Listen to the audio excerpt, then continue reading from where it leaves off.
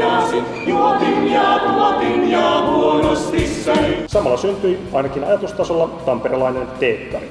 Loput 52 lasia toimitetaan teille ensi viikolla.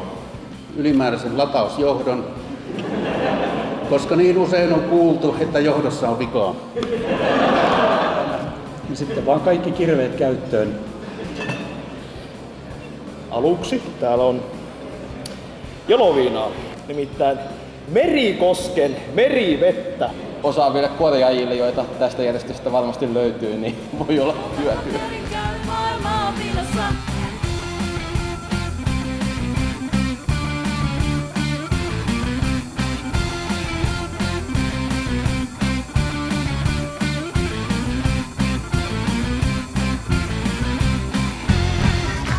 Siskoni on myös diplomi-insinööri.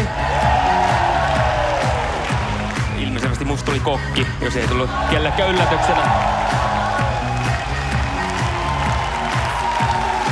Ja me juomme tämän talon konkurssiin, kippis, kippis. Sampo-palkinto sopivaan paikkaan Hervannassa. On mukavat vuosijuhlat. Olette todella hyvässä vauhdissa, niin mekin. Juokaa palo viina, niin ei ja nopi.